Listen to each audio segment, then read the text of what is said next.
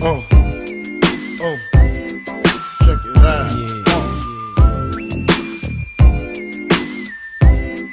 Junior Mafia.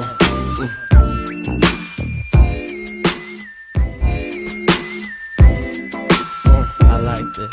Yeah. War on sex is a comprehensive attack on sexual education, entertainment, expression, health care, and officials at each level of government, unfortunately, have a lot of discretion about how to pursue this war. Well, the Justice Department has decided to bring an obscenity prosecution against me for selling 2 movies and also for having a trailer on my website. I didn't know I was breaking the law. You know, the first thing is, you know, we're a government of laws and not men. If you don't have a law that's written that says that, okay, if you do this, you will go to jail, then that's a good law. If you have a law that says, well, you know, we might say that this is obscene or we might say that's obscene, but we don't really know in advance, we're just going to maybe decide to prosecute you. That's the first #1 bad thing about this situation, is that I didn't know I was breaking the law. What law? Somebody's going to interpret that I was breaking the law? That's just really bad. Don't even utter another word.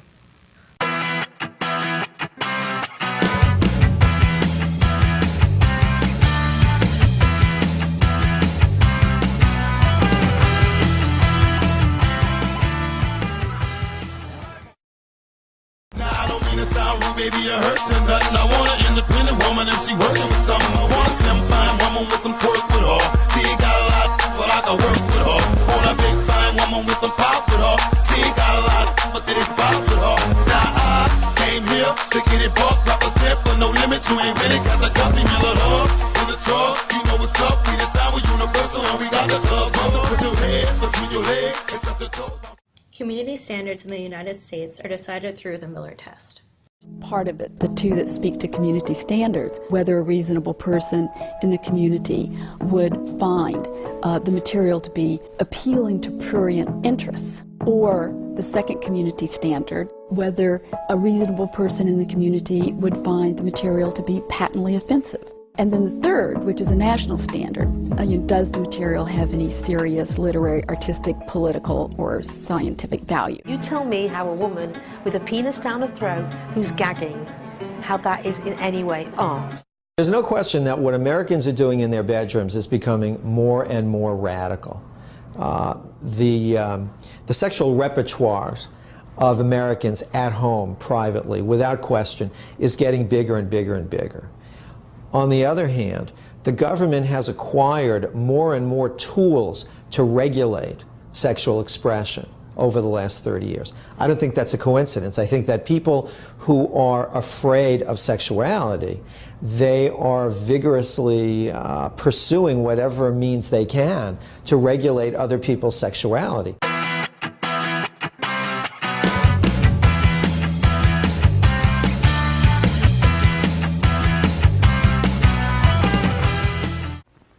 Hello there, I'm George Putnam. I'd like to begin with a fact, a simple yet shocking fact. It is this: a flood tide of filth is engulfing our country in the form of newsstand obscenity and is threatening to pervert an entire generation of our American children. I'm afraid that the war on sex is getting more intense and more comprehensive. In the area of adult entertainment, for example, the federal government has handed down a series of indictments. It's unbelievable that in the United States, there's actually pictures and words that you can't sell because the government decides that it's obscene. The whole concept of obscenity is obscene.